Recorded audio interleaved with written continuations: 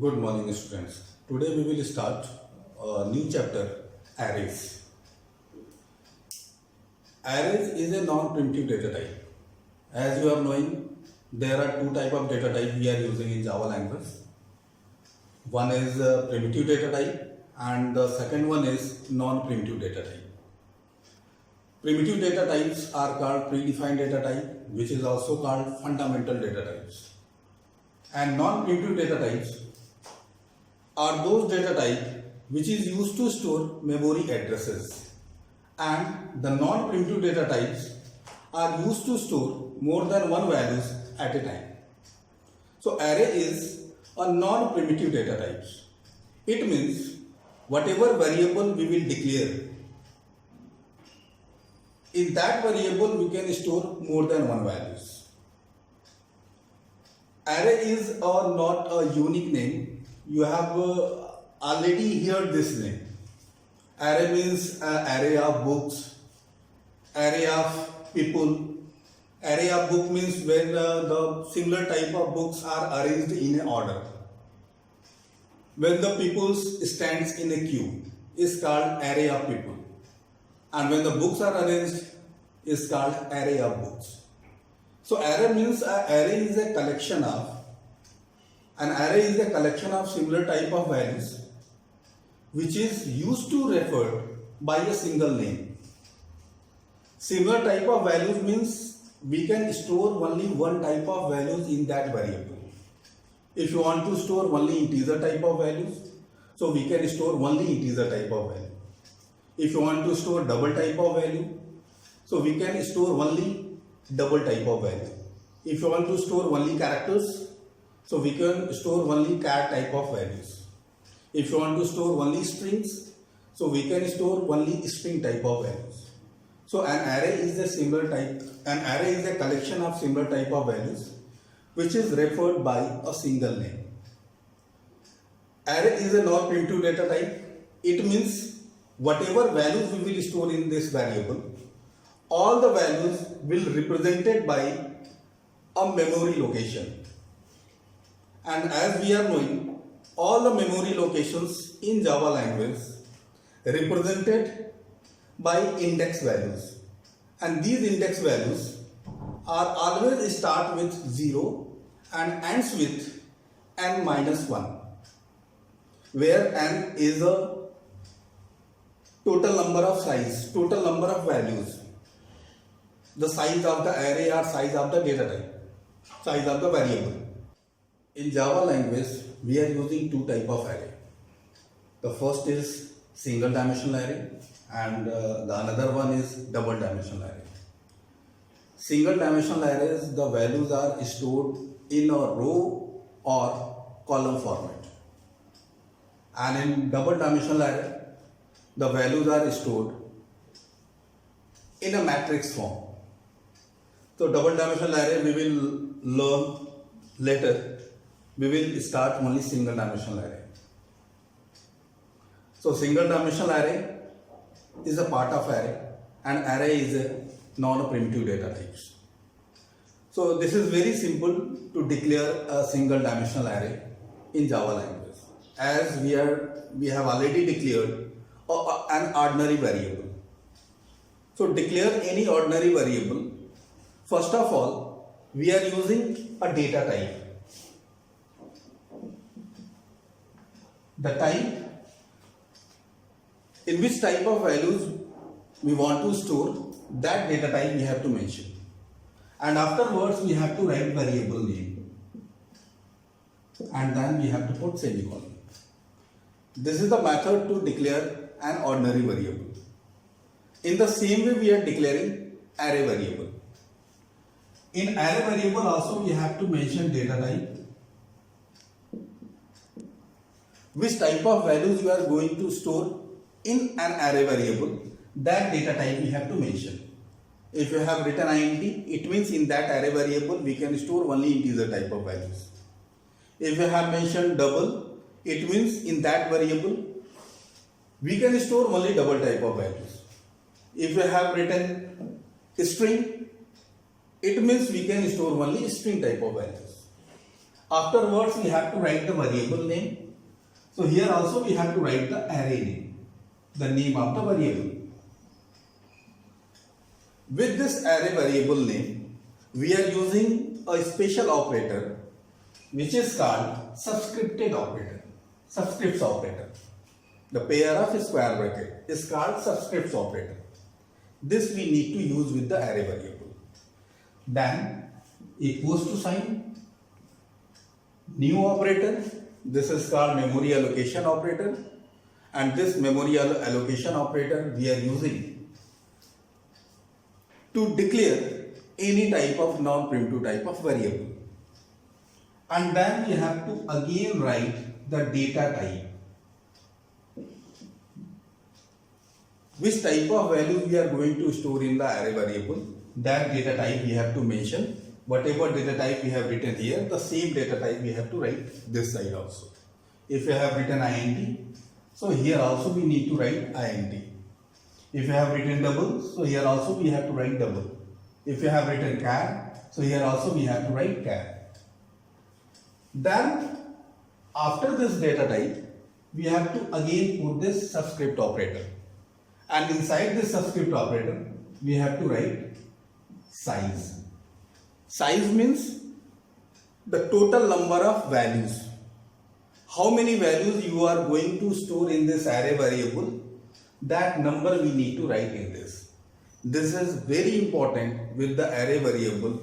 Without size, we cannot declare any array variable. It is mandatory to mention the size total number of values while declaration of any array variable. We cannot declare any array variable without mentioning the size. So this is a syntax to declare an array variable. Now example, assume that you want to store 5 integer values in an array variable. So integer values we are going to store, so the data type will be int. Array name, you can give any array name which will follow the rule of identifiers. Assume that I have written n, then the subscript operator equals to memory allocation operator, then again data type is int because we are going to store integer type of values. Then inside this subscript operator, we have to mention the total number of values. So we have to store 5 integer values, so we will write 5. Now the array is declared. So when you will declare this array variable, so in the memory, it will represent it like this. It will form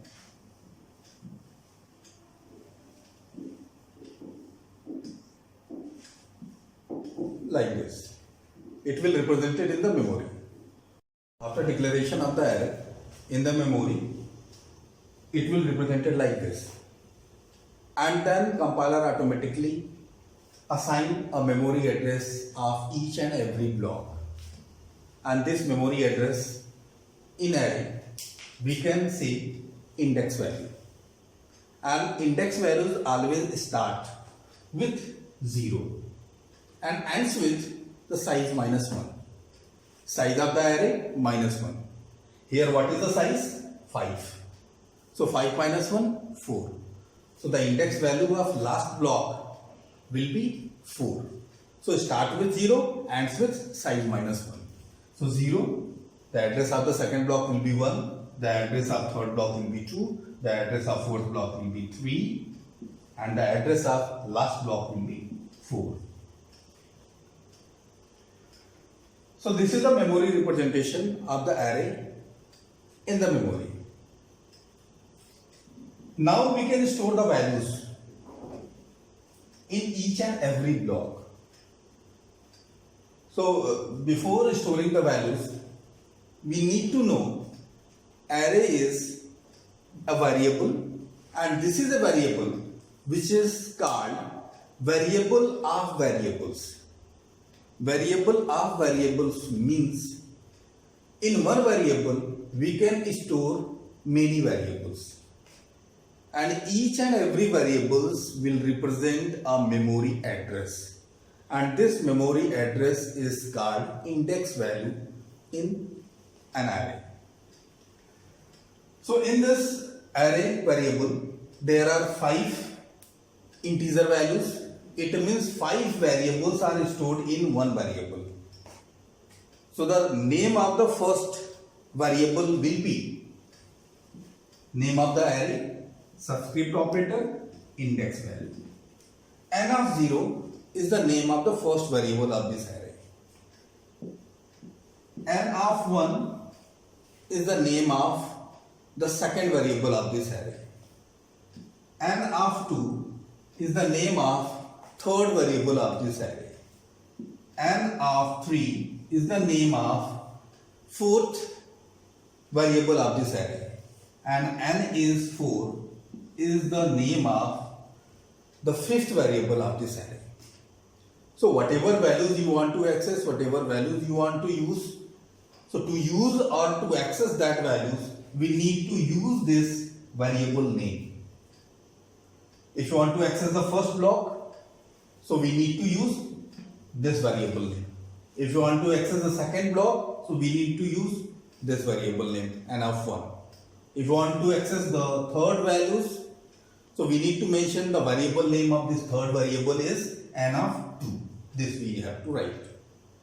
Any values you want to store, so just like we are storing a value in an ordinary variable, in the same way we can store the values in this array variable also. N of 0 equals to 5. N of 0 equals to 5 means in this variable 5 will be stored. So whenever we will write, the 5 will be stored in this block. N of 1 equals to 10. So where this 10 will store? In the second block. Second block means in this variable name, N of 1. N is the name of the array and 1 is the location. 1 is the index value. So this 10 will store in this variable. N of 2 equals to 6. So where this 6 will store? In this third variable. N of 4 equals to 9. So where this 9 will store? In the last block, 9. N of 3 equals to 7. So this 7 will be stored in this. So whatever values you want to store, that value we can easily store in the array variable. So this is the method to store the values one by one. But we can also store the values, all the values at once in the array variable. So this is also same as we are initializing any ordinary variable. So in the same way we can also initialize the array variables also. So the method is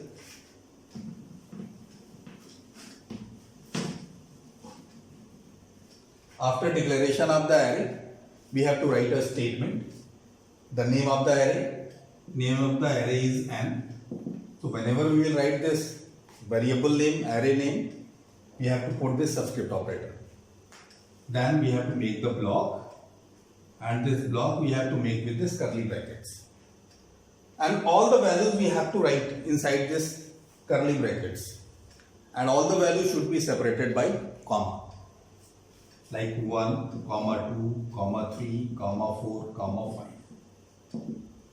We have to store only 5 values because we have already mentioned 5 values we have to store. So this is the method to initialize an array variable. This is called declaration and this is called initialization. So after initialization, in the memory, it will represent it like this.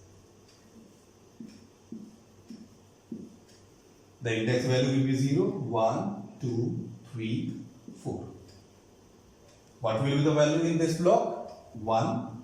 The value in second block 2. The value in third block 3. The value in fourth block 4. The value in fifth block 5. So in the same sequence the values will be stored in this block. So this is the method to declare and initialize. Today, till here only. After this, how to access the values, how to print the values and how to work with array values, we will discuss in the next video. Thank you.